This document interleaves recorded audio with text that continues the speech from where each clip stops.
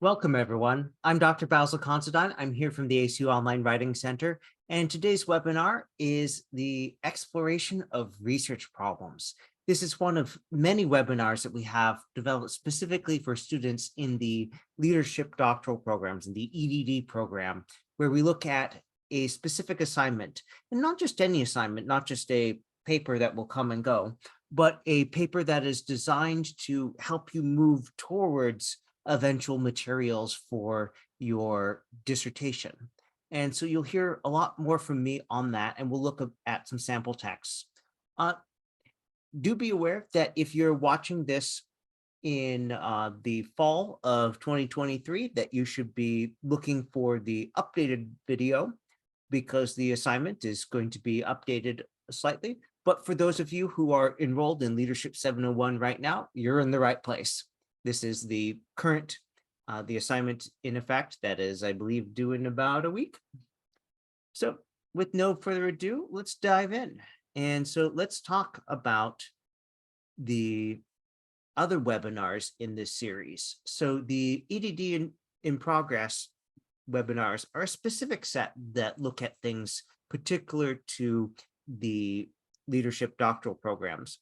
However, there are themselves part of a much larger set of assignments that interface, a lot larger set of webinars that interface with the leadership courses, because there may be another topic that is of interest to other students in other programs or specialties that nevertheless are looking specifically at assignments in the leadership program in order to illustrate certain characteristics or demonstrate a genre of writing and things like that.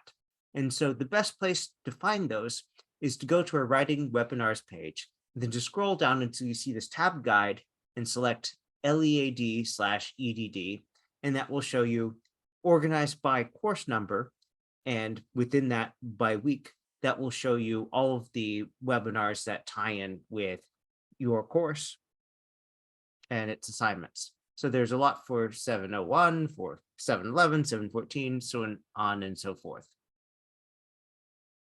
Other things, you'll hear me referencing our APA course paper template. We do post our videos not just to our website, but also to the YouTube channel. It may take a few extra days to get to the YouTube channel, but they will eventually show up there. And we also have a blog where we explore various topics.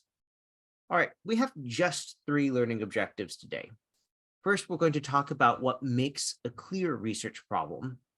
Then we're going to look at the specific assignment from Leadership 701.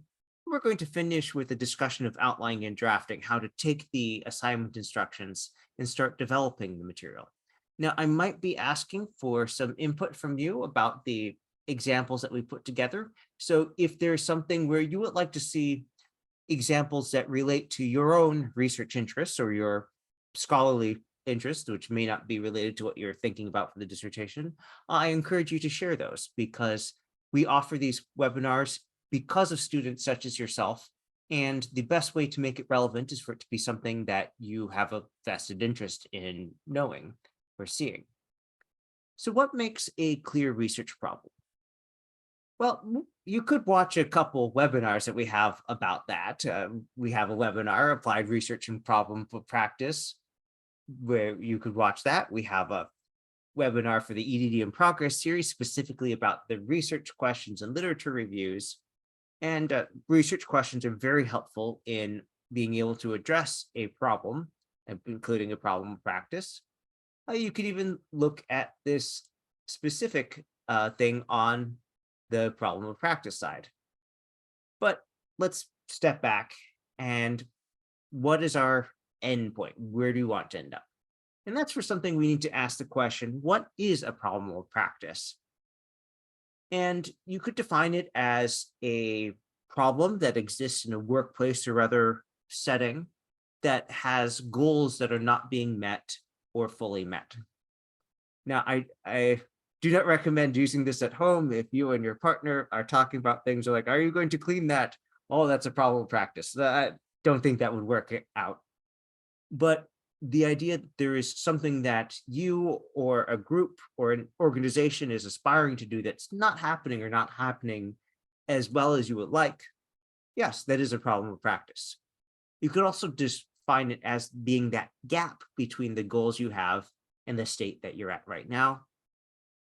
So in this Venn diagram, where we have the current state, desired goal or state, there's some amount of achieved goals here.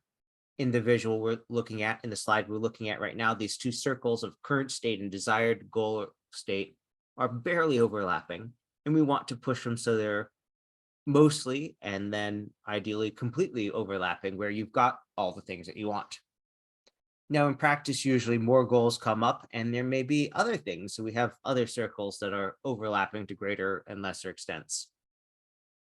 Now, let's now ask the question, what is a research problem? And you could define it as being, this is the definition description of what things, what elements and parameters are being studied, or a specific issue, difficulty, a gap in the knowledge, or a contradiction that the study is being designed to address. We'll come back and expand these in a little bit. Now, these things could be theoretical or practice-based, but in a professional doctorate like a DNP or an EdD or a DBA, they're almost always practice-based because the professional doctorate is trying to directly address conditions. Now, let's go back and look at that first prompt, a definition or description of what elements and parameters are being studied. So this is one of those places where I'll be asking you to give me a suggestion for a topic to use in the examples. You can either type it in the chat window or send me a private message. Either is fine. So an example, let's say that we are looking at bullying. Now, the existence of bullying, I would say, is not great. But to define it as a problem, we want to know who is doing it, who is the unfortunate target of the bullying, and how are we tracking that?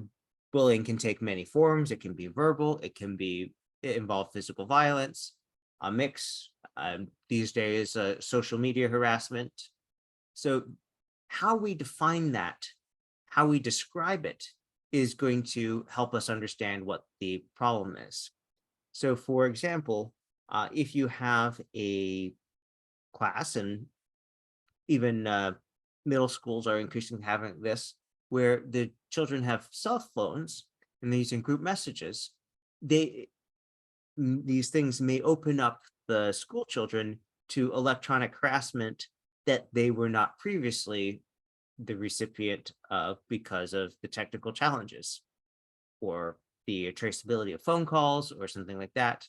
And now by looking at this and say, okay, this is a emergent problem in the sense that how it's being done hasn't existed for so long, and we're not sure what to do about it. Now, if we take the next bullet, specific issue, difficulty, or gap in knowledge, we could define this as a gap in knowledge and say, it is unclear what the best practices are for school administrators to deter, eliminate, take your pick, electronic bullying amongst the school children under their care. So how we are defining this problem is going to determine what we do. You can make it platform specific, like, oh, harassment on TikTok, which will be different from working with Facebook, or they're getting emails or text messages. All right. Now, a key part is, especially for a professional doctorate like the EdD, is that this be something that merits further study, which is to say something that is clearly recognizable as a problem that has a strong incentive to solve. And this is different from, say, most PhD programs, where in the humanities, for example, you're often looking to advance knowledge, but not necessarily having something where you're like, oh, this is going to really make people's lives better the same way that stopping bullying would. Now, I will say I wrote my doctoral dissertation on, among other things, 18th century French opera. I enjoy that. There are people who are interested in that topic who enjoy it and say, oh, yes, you've addressed this problem. We didn't know what was going on or what it meant. But if I was looking to do more of a professional doctorate style thing in music, there'd be a lot more of what was the last part of my dissertation. Uh, Very briefly, I wrote a musical and military history of the music of the island of Mauritius in the southern Indian Ocean. And I had a number of historical chapters where I described the music in a different period going up to the present day, where I was documenting how people got paid to make music in this little island nation, and how they were able to support themselves, why they were incentivized, why the government encouraged this, how people ended up getting taught it in schools. And so if I was doing a professional doctorate program, if I was looking at this from a DBA, Doctor of Business Administration perspective, I'd be probably fixating on, oh, it is not clear uh, what the return is on this investment, or it is not clear what the best strategies are for making your living doing this as a musician, for example. Now, if we're approaching this from an educational standpoint, probably be looking at more as how and why are people learning this music. And the particular music I was looking at in that period, Sega, is taught in the public school system. And there's a lot of reasons why that happens, rather similar to how in Hawaii, even though most of the population is not native Hawaiian, the public school curriculum now includes hula music, the music of native Hawaiians, and as well as the dancing. Now, we can divide research problems into a number of archetypes or general types. And don't worry about the specific terminology. These names, very rarely will anyone ask you, oh, is it this? What these are ways of understanding what exactly you're trying to do. As going back to the problem, and oh, here's this thing, and then your purpose of the study will be to do something related to that, involving answering research questions that will enable something to happen.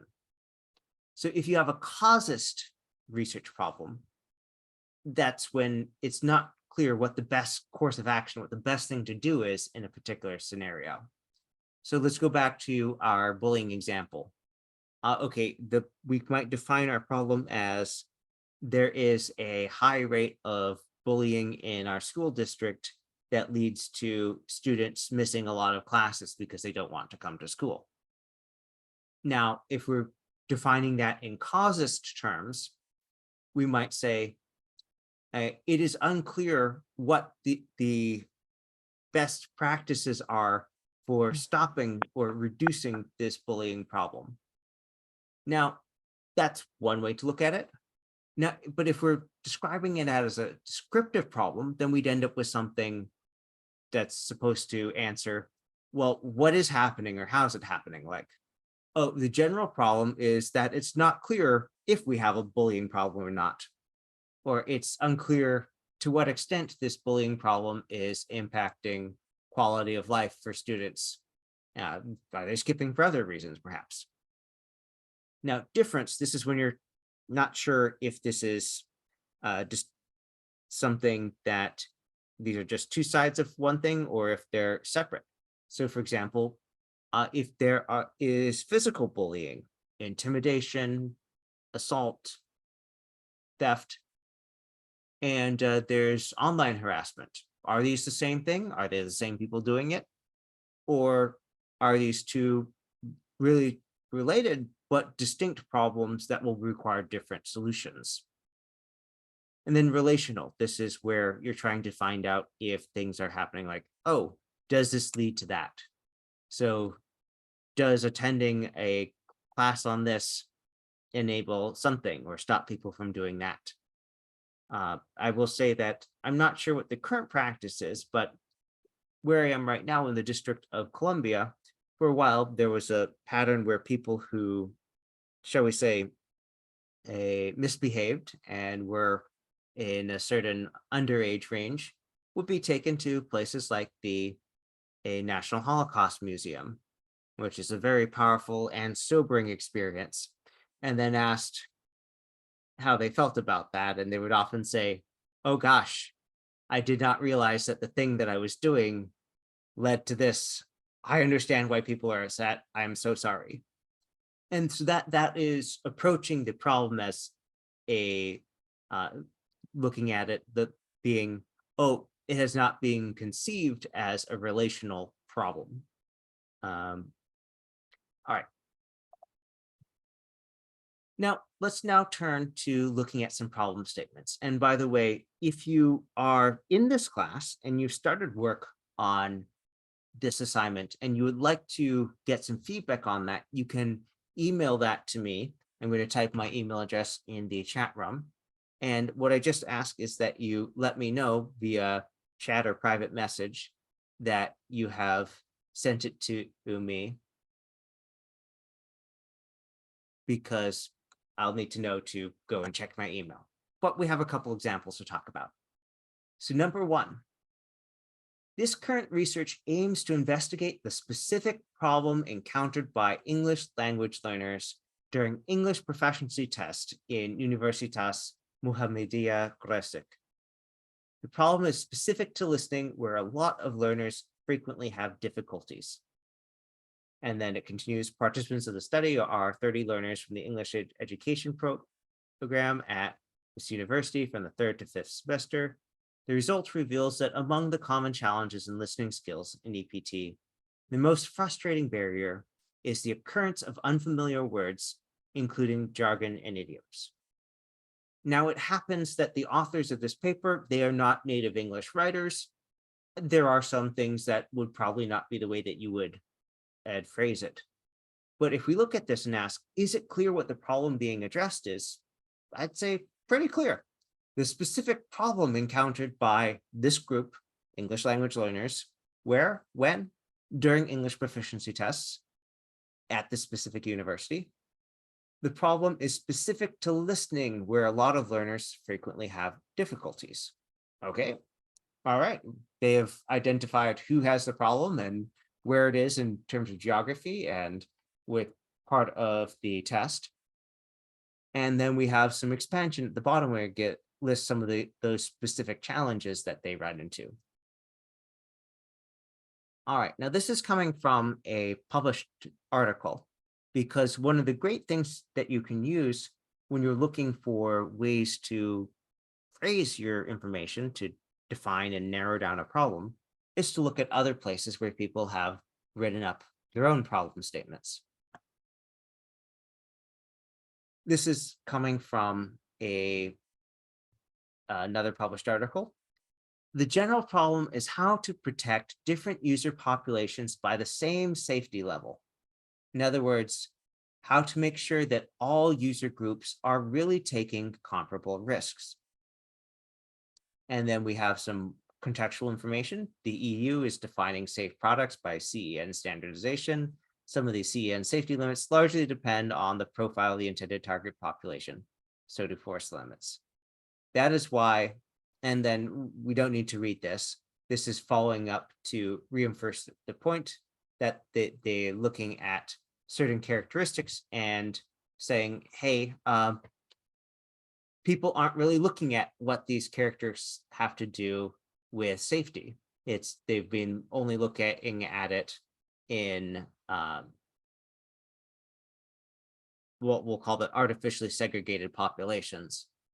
And for that, I'd say in medicine, we have learned that the dosage that works for the average American male often is not the dosage that works well for the average American female, and that within those broad categories, there's a lot of variation that can affect dosage and side effects.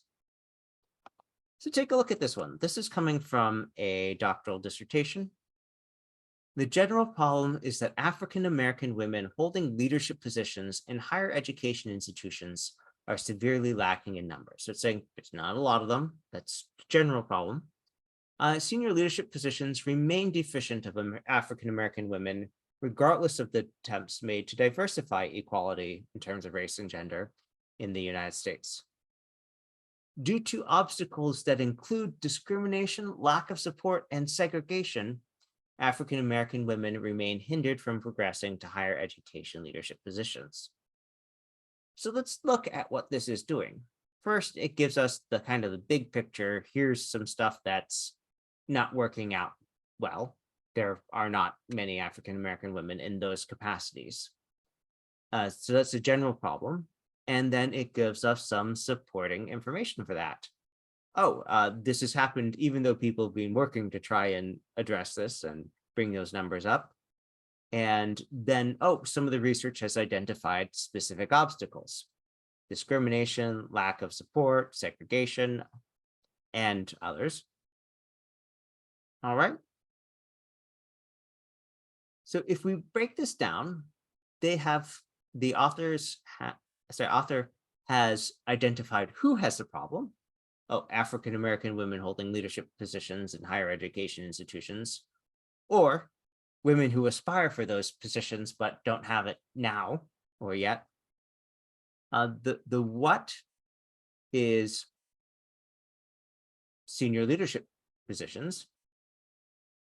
Where is this problem taking place? In the United States.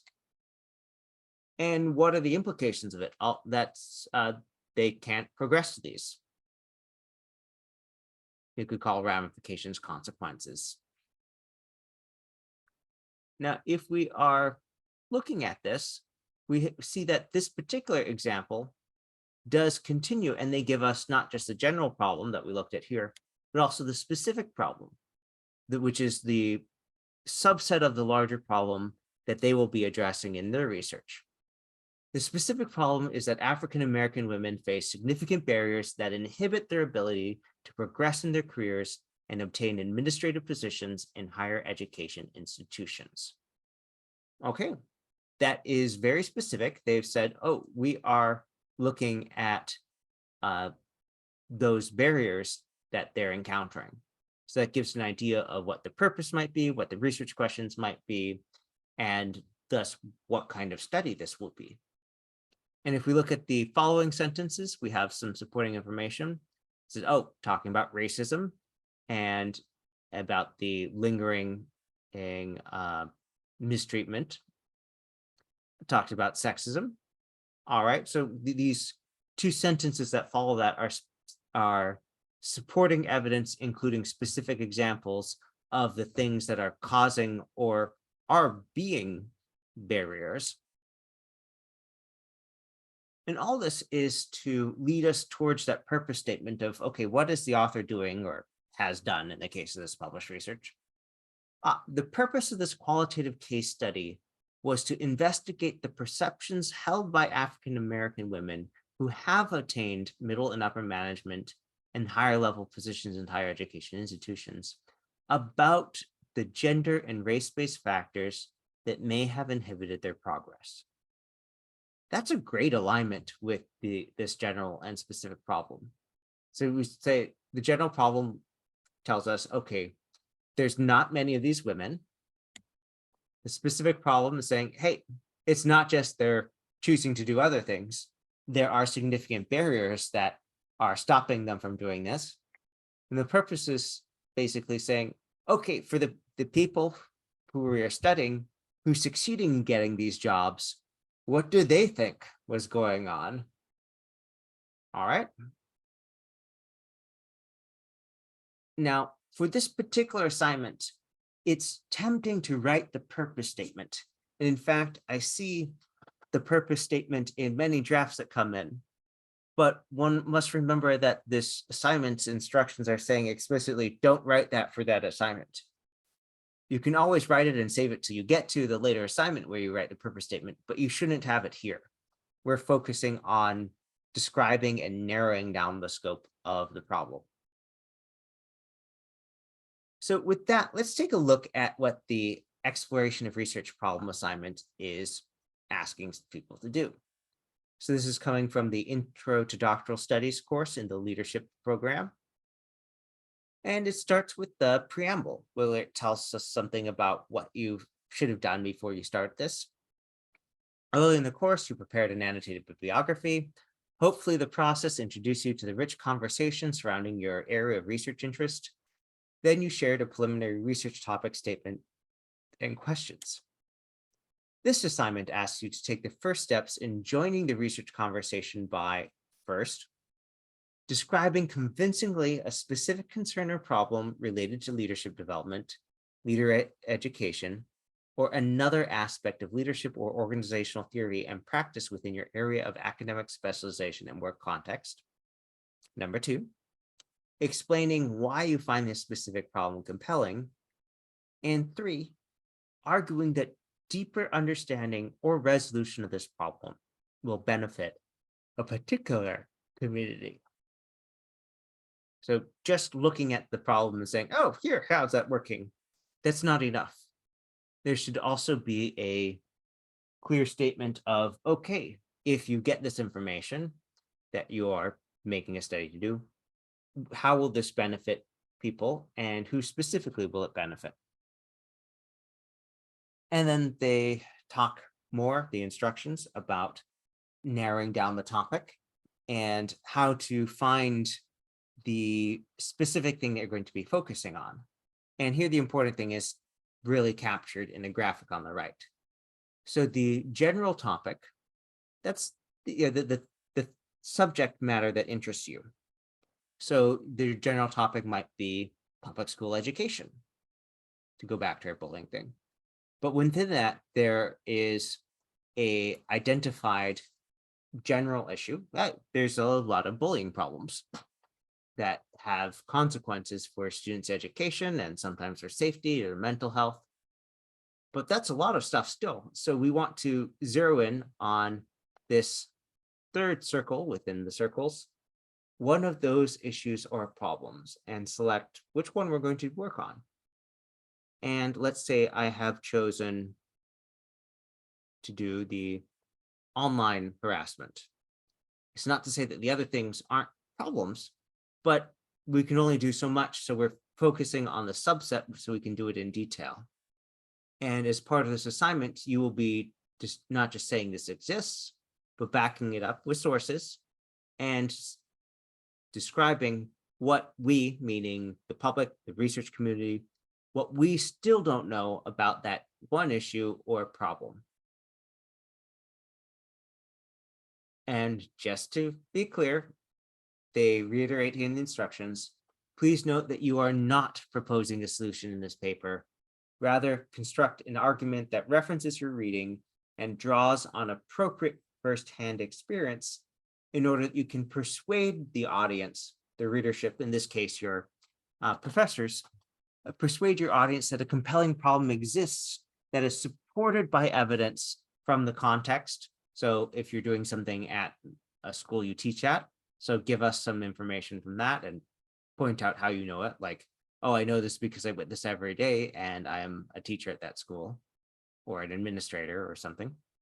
And evidence from scholarly research, which might not be backing up that it exists at the specific site, but talking about it in general, in the region, in the country, as the information is available. Now, the next part, we move from the preamble into step-by-step instructions. First, include a section that concretely describes the problem. If you're watching this on video, this might be a good chance to go back and look at the 4 published problem text that we looked at. And it says here that this problem statement should either be in the introductory paragraph or the opening paragraphs of the body section. That you must form a clearly stated claim and some notes on where it should be placed, in this case at the end of the introduction, and make sure that that specifies what the problem is and why it should be studied. You want a reason that's better than, oh, this was cool, or I think this is fun. What are the consequences of not addressing this problem? Well, you can write about those. And within that, you can add some additional information here. So if this is a content organization, we're next on how you might organize the paper around the information. Specifically, start each paragraph by restating one of the reasons linked to your claim. And so in the description of the second bullet here, that's kind of where we're looking for. You're giving an outline that lists, hey, here are the major things I'm going to talk about, and then discuss those in the order that you listed them. The last two bullet points are basically saying, hey, talk about the research literature about disagreements. Don't just give us the positive affirming research, give us the ones that found something different or disagreed with your conclusion. And after that, you would want to write your own conclusion. Now, this assignment also requires that you use evidence throughout, that you are stating how you know the things that you know by making reference, in most cases, to published material, whether it's an online journal article, whether it's a chapter from a book, or something else. Now, the editing instructions, that's basically follow APA style. And the length is approximately 1,500 words. Anyone want to take a guess at roughly how long 1,500 words is?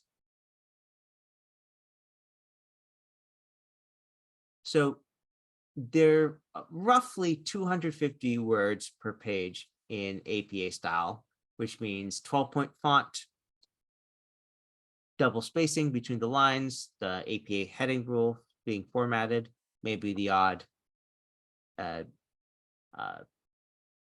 graphic or other resource there to help anchor things.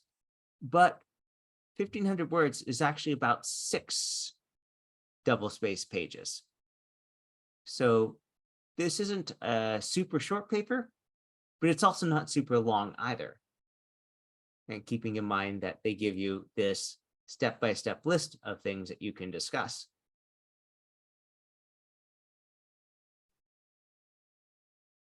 Now, here's some assignment-related resources that you might be interested in. First, we have a exploration of research problem video that you might watch. Second, we have a chapter in the Machiam McAvoy book. And so that provides information on how to make an argument to show that something exists. And I say that show that something exists in this particular scholarly writing sense. You can also, of course, come to the Online Writing Center for input, but let's take a look at the rubric here. So within this, when it says strategies targeted for academic audience, this is in the third row. Exemplary use of strategies targeted for academic audience. So your reader should be convinced by whatever you're saying. And if you're saying this is a fact, this is something that's happening, you want to have a supporting citation. So it's not your word against theirs. Okay, now I understand that this is a busy evening for some, so we're not going to take too much trouble here, but we are going to look at outlining and drafting. And for that, we're going to need a copy of the APA course paper template, which you can download from this page here. I'm going to leave that up, and I'm also going to type it away in the chat so that if you don't have a copy of the template, you can download it yourself. Let me just double check this because some of these URL shortening services have been going out. Okay, that one works. Great. I'm sharing it in the chat now. And so if you were to go to that, you would find that there is a set of different templates that you can download. So I'm going to go ahead and share that screen now. And in this case, I'm going to go grab a copy of the APA course paper template. You can right click, control click if you're on a Mac, and just save that.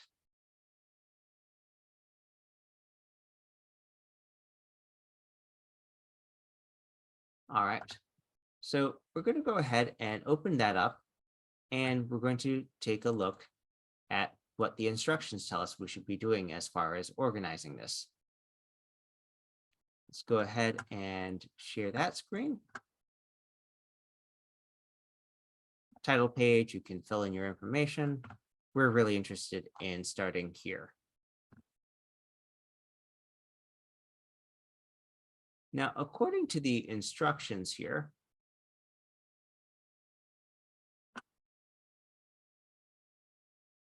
we have a few things that we need to do.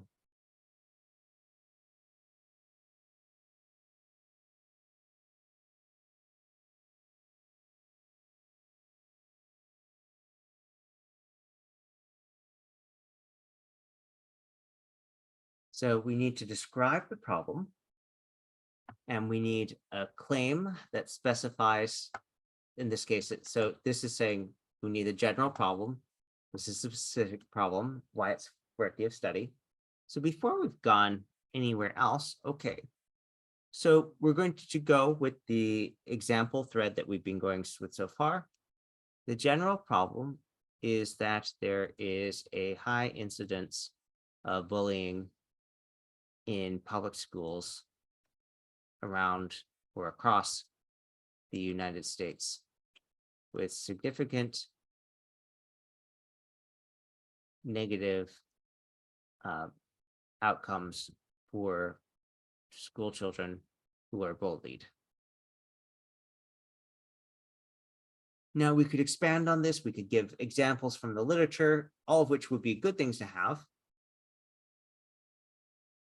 But when you're planning it, you can start out by just leaving yourself notes to add that later.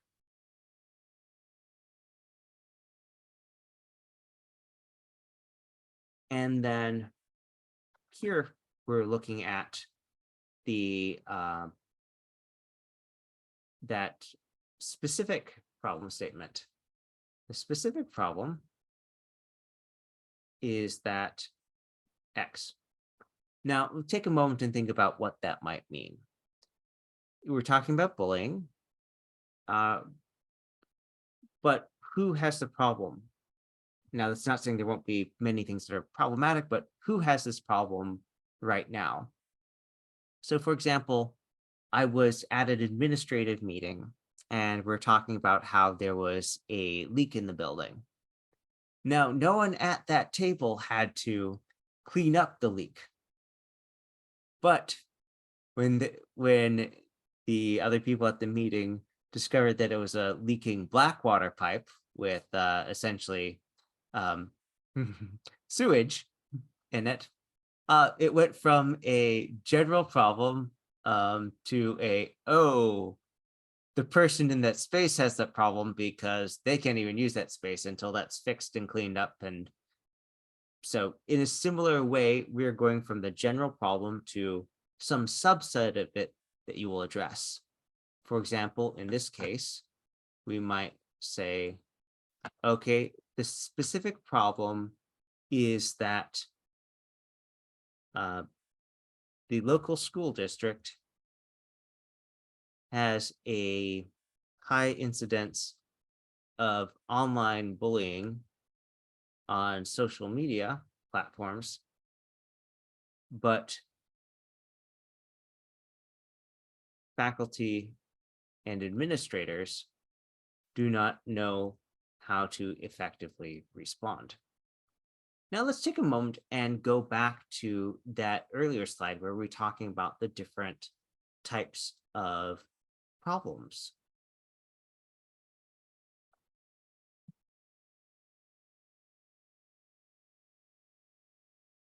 So that slide here, we have that causist, descriptive, difference, relational. So which one of these four is it? Well, you might say it sounds like descriptive, but descriptive would be actually more of, well, we know that bullying is happening because people complain about it, but we don't know how or where. So actually, this example that we've made so far is more of a causes thing. We know that there's something going on that's not good, but we're not sure how to solve it or how to address it. You don't know what the best course of action is. Now, if we were to do a descriptive variant of this, and remember, descriptive is when it's unclear what is happening. So we'll make this causes, we'll label it there. Descriptive would be something along the lines of the specific problem is that it is unclear if the local school district has a bullying problem or not, and what the extent of the problem is if one is present. Now, that's a very different study that you'll be doing. For the first one, we'd be looking at, okay, what does the literature tell us to do, or what can we practice, and then we'll go and train people on how to respond to this. The descriptive one, that's if it's, well, we're not sure if it's happening, or if it's happening to a lot of people, well, you probably go out and start interviewing people or doing surveys or looking at them, observing them in different activities to see if you can get a sense of what is there as a problem. Now, neither of these is better than the other. These are different specific problems or different classes of specific problem that you might choose for your own reasons amongst the many possible that are included under the general problem. Now, difference. Okay. The specific problem is that it is unclear whether the district bullying problem is simply taking place in a new communications medium, or if this bullying is, let's say,